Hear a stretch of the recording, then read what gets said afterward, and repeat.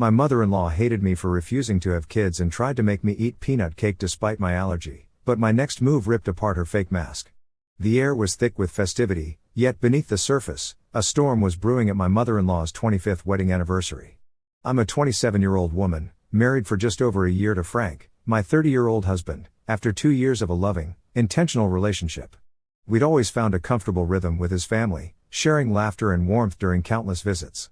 But recently, a shadow crept into those interactions, casting a chill that would erupt into chaos at the anniversary celebration. It all began innocently enough during a visit to Frank's parents' home. Over dinner, the conversation veered toward the topic of children. I mentioned, with casual honesty, that motherhood wasn't part of my vision. Frank and I had discussed this at length, our hearts aligned in our decision to forego parenthood. We cherished our freedom, our careers, and the life we were building together. But this revelation landed like a stone in still water, sending ripples of discomfort through the room, particularly toward Sharon, my 52-year-old mother-in-law, who had steered the conversation to this sensitive terrain.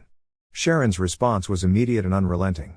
She leaned forward, her eyes narrowing with a mix of disbelief and determination, and began a campaign to sway me. For days, she pressed, her words laced with an urgency that felt more like a demand than a suggestion.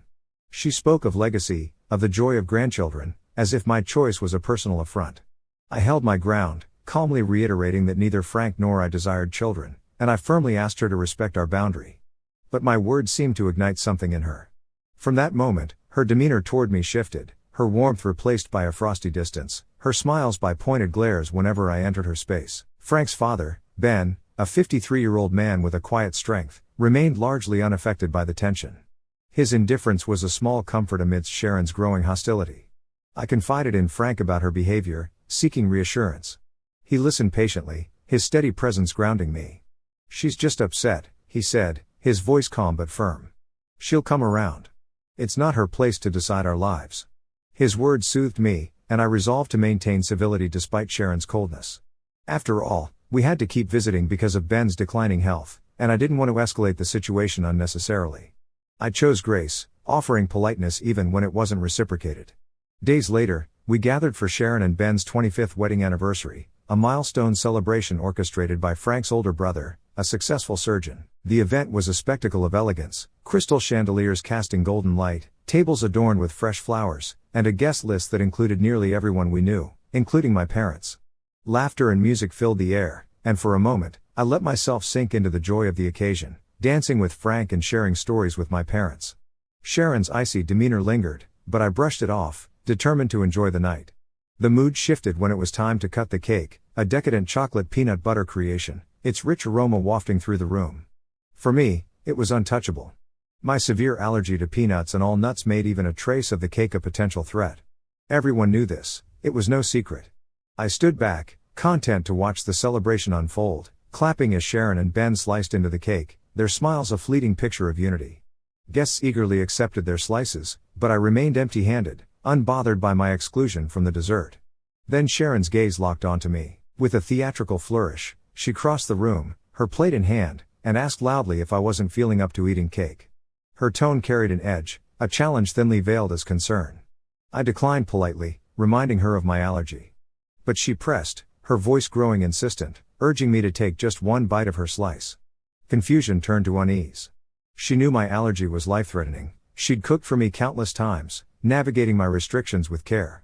Yet here she was, pushing me to risk my health for reasons I couldn't fathom. I reiterated my refusal, my voice steady but firm, explaining that I physically couldn't eat the cake. She countered, her smile tight, claiming a single bite wouldn't hurt. The room seemed to shrink as her persistence drew curious glances. I stood my ground, my heart pounding, unwilling to gamble with my safety. After nearly a minute of this tense exchange, she snapped, "Oh, just take a bite." Before I could react, she lunged forward, smearing the cake across my mouth.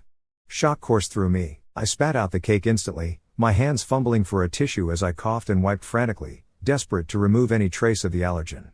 The taste lingered, bitter and dangerous. Frank was at my side in an instant, his voice sharp as he confronted his mother. The room buzzed with stunned whispers, but I barely registered them, my focus on ensuring my safety. After rinsing my mouth and regaining my composure, I turned to Sharon, fury replacing fear.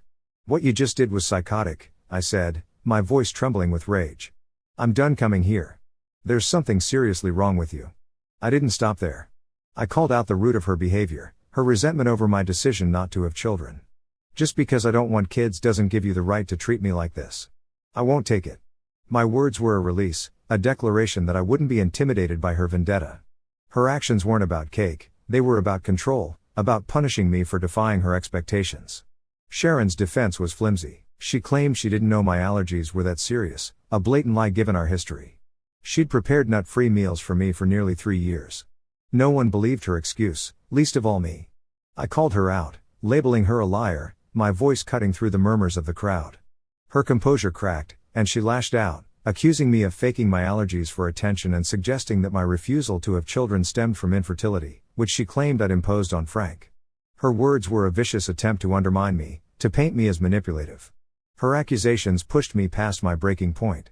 In a moment of raw impulse, I grabbed a piece of cake from Frank's plate and smashed it into her face, the chocolate smearing across her stunned expression. "How do you like it?" I demanded, my voice sharp with defiance. Without waiting for a response, I stormed out, the weight of the confrontation propelling me forward. I climbed into my car, my hands shaking as I gripped the wheel. Frank and my parents followed close behind, piling in as we drove away in silence, the night's joy shattered. The ride home was heavy with unspoken emotions. I dropped my parents off, their faces etched with concern, before Frank and I continued to our house. We didn't speak for over an hour, each of us processing the chaos. I felt a mix of anger, embarrassment, and relief, the weight of Sharon's actions settling into my bones. Eventually, Frank broke the silence, bringing me a cup of coffee as we sat in the living room. His presence was a quiet anchor, grounding me as I began to unravel the evening's events. I apologized, though I knew the fault wasn't mine. The public nature of the confrontation left me feeling exposed, as if I'd let Sharon drag me into her chaos. Frank reassured me, his voice soft but resolute. "You're not to blame," he said, his hand resting on mine. "She crossed a line." He shared what he'd learned from those who stayed behind at the party. After we left, Sharon had dissolved into tears, playing the victim as her family rallied around her, hurling insults at me and accusing me of trying to tear Frank away from her. Their narrative painted me as the villain, the instigator of the night's ruin. But one voice stood out, Ben's. Typically reserved, he'd confronted Sharon, calling out her controlling nature. He told her she had no one to blame but herself for Frank's decision to leave with me. His words sparked a heated argument, with Sharon accusing him of siding with me over her. The fight escalated until Frank's brother intervened, dispersing the guests as the celebration crumbled. A cousin's recording of the dispute later confirmed Ben's unexpected defense of us, a rare moment of clarity in the family's tangled dynamics. The aftermath left me grappling with conflicting emotions. Sharon's actions were inexcusable, yet part of me wondered if I'd escalated things unnecessarily. But as I reflected, I realized her behavior wasn't just about the cake, it was a culmination of her frustration with my autonomy, my refusal to bend to her vision of family. The anniversary, meant to celebrate her marriage, had become a stage for her to assert control, and I'd refused to play along.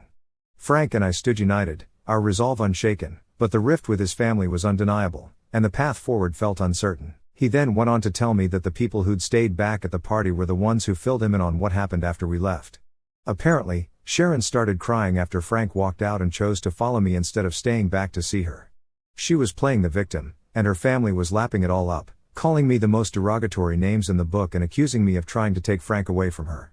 The only one who called her out on her nonsense was Ben, surprisingly, since he usually tended to stay away from family drama, especially when it involved his wife. But this time, he stood up for us and told Sharon that she had nobody else to blame but herself for Frank walking out on her because she'd always been a control freak and couldn't stand it whenever somebody tried to do anything that didn't align with her plans. They got into a bad fight, and everybody just waited around awkwardly while they argued with each other. Sharon accused him of choosing me over her and said that he was being unreasonable, but Ben stuck to his guns and didn't back down. They just went on arguing until Frank's older brother finally broke them up, and everybody went home after that because the day was pretty much ruined. One of Frank's cousins recorded the fight, and it was nice to see Ben sticking up for us. She and a couple of other relatives are the only ones on our side right now. Frank's brother thinks that I should apologize because he believes that I overreacted and that I shouldn't have brought up my personal grudges against Sharon on the day of their anniversary and made it all about myself. Sharon's family also feels the same way and is saying that I owe them an apology because the fight wasn't even about us having kids or anything else in the first place.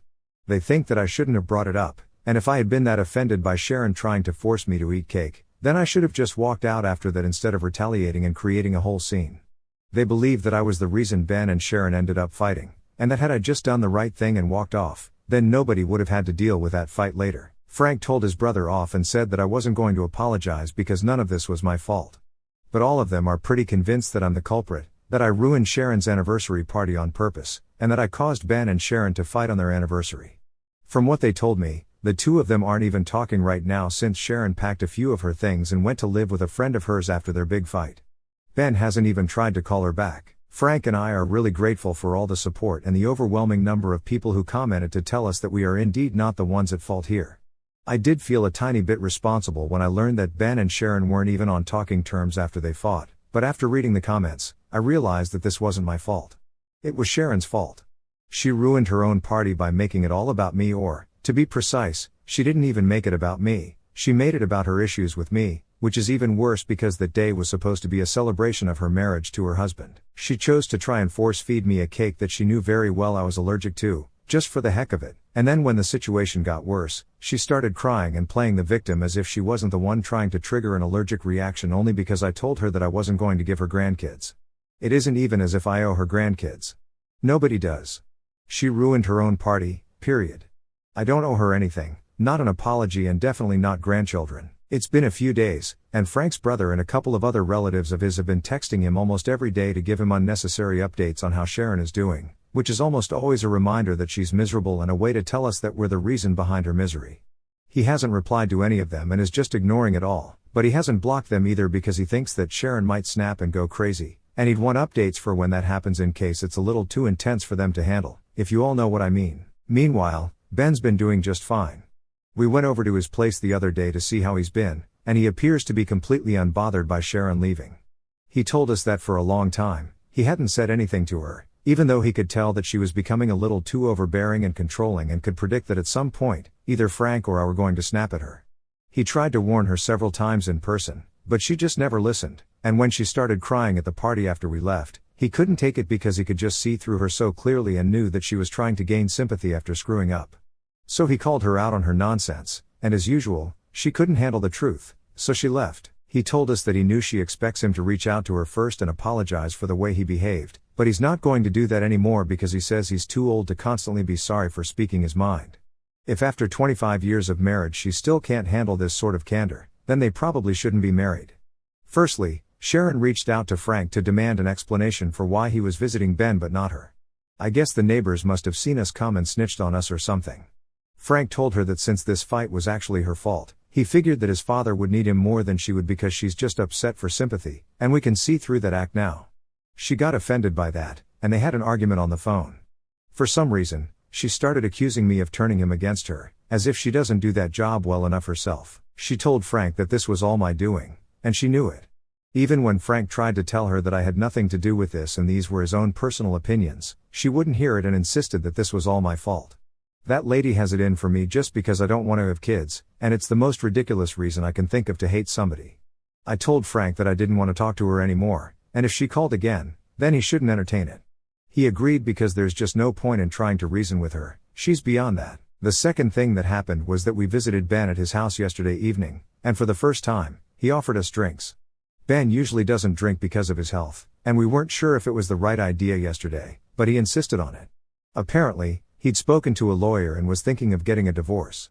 Of course, it's a very big move after 25 years of marriage, and we asked him if he was sure about it, but he didn't seem to care and didn't even seem upset. Frank was a little shaken up by that news and took some time to process it, but Ben told him that this was the best decision that he could make under these circumstances. He said that he'd been thinking about this for a while now because he just wasn't happy, and Sharon was becoming increasingly annoying to be around. When we asked him how long he'd been considering a divorce, we expected him to say maybe a month or two, but he shocked us and said that he'd been thinking about it for almost 10 years now. He told us that when Frank was 20 and was about to graduate college, Ben thought that now that Frank was an adult and could handle his life and his finances, he could join his brother in the new business venture both of them had been talking about for quite some time. But Ben hadn't been able to commit because he had a family to look after, unlike his brother, and had a lot more financial responsibilities resting on him that he had to think about. So he couldn't just quit his job and start a new business, which could take some time to become stable. But after Frank graduated, he told his brother that he was ready and he was about to quit his job. While discussing it with Sharon, she told him it was a terrible idea and made him back down. She said that they wouldn't know for sure if the business was going to take off, and Frank didn't even have a job yet, so he'd probably need money for a couple of years before he was finally able to settle down. Ben tried to reason with her and even said that he could probably work in the business part-time and retain his job, but she made him give up the idea altogether. Now his brother, who runs the business on his own, is earning almost 3 times the amount that Ben makes. They've kept in touch, and there's not a day that goes by where Ben doesn't regret listening to what Sharon had told him. She hadn't even tried to talk to him but had given him an ultimatum that if he took his brother up on that offer, she'd take Frank and leave him, which forced him to give up on that idea. His brother still wants him to come on board, but Ben feels like he's just too old, and he's going to retire in a couple of years anyway, so it's just not going to be worth it. Frank was almost on the verge of tears because of how dejected his father sounded while talking about the opportunities that he'd lost just because he listened to Sharon, who wasn't willing to bet on a brilliant mind like him. And it's true, Ben actually is one of the wisest and most intellectual people I know personally. I knew that if he was willing to invest in something, then it definitely wasn't a bad idea, and it's being proved by his brother, who worked on the business idea that Ben created and is now a successful businessman. Frank suggested that Ben take up whatever position his brother was going to offer him, even if it was just a couple of years away from his retirement, because at the end of the day, at least he'd have the satisfaction of knowing that he tried. Ben argued that it was too late for him and said that the position was not a problem because his brother was ready to make him a partner in the firm, but he was just not into it anymore. We were really upset to hear him talk like that, so Frank and I decided that we were going to talk some sense into him. We kept convincing him that he should talk to his brother and join him because it was never going to be too late to do something for yourself. It was corny and preachy, but after a while, we managed to convince him to at least contact his brother about this and talk to him about it, which is good. As for the divorce, we're obviously going to be supporting him in it. Sharon can't just try and control everybody's lives around her and think that it's completely fine and she can get away with it. The way she treated Ben wasn't fair, and what she did to me and Frank recently is also not fair. She needs to know and learn that she can't just push people around and bully them into doing what she wants them to do. It finally makes sense why Ben was so upset when she was trying to humiliate us at the party, all because we weren't willing to obey her orders. And even after all of this, she still has the audacity to pretend like she's somehow the victim in the situation. I don't even feel bad for her anymore because she's shown us that she doesn't deserve any sympathy from anyone. All the people who are feeding into her delusions of her being the long-suffering tragic victim are probably just fools, or they only want drama, and that's about it. Ben and his lawyer filed a petition today, and Frank was with them. He told me that Ben was really relieved, and they went out for celebratory drinks afterward. I have a lot of work to catch up on, so I couldn't join them, but I'm happy to know that he's finally living for himself now. The guy is in his 50s, he deserves to do whatever makes him happy instead of constantly thinking about what his wife would say or how his son would feel. This is another reason why I didn't want to have kids, because I don't think I'm selfless enough to put somebody else before me constantly, and I don't think Frank is either. And then there are people like Sharon, who is selfish and yet still chooses to have kids just so they can control them and continue to put themselves over their kids. It's been a couple of days, and we haven't heard from her yet, so I guess she's giving the victim act a rest for now, or maybe she's just planning a theatrical and dramatic comeback. Knowing her, I wouldn't completely rule the second theory out. I just hope that whatever she has to do isn't scheduled to happen before she gets served with the divorce papers. It'll be awkward if she decides to come back, and Ben tells her that he wants a divorce. Frank and I have discussed the possibility of that happening, and we know that she's going to throw a fit either way, but it'll just be worse if she does it in person. I'm just keeping my fingers crossed that she stays away for a couple more days. Alright, so Sharon was served with the divorce papers a couple of days ago, and like I said, she threw a fit.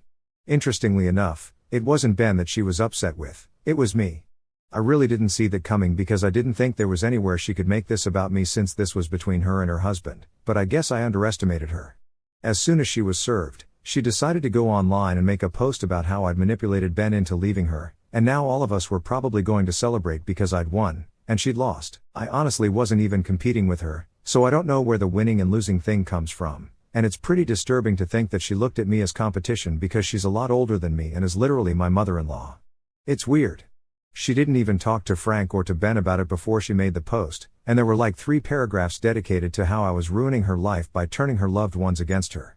Only towards the end did she say that she was very disappointed with the other 2 as well for falling for my manipulation and deception. It was crazy to me how everything in her life has started to revolve around me, and it's honestly kind of creepy. Frank has blocked her, and so have I, but her relatives keep texting me to tell me how evil I am.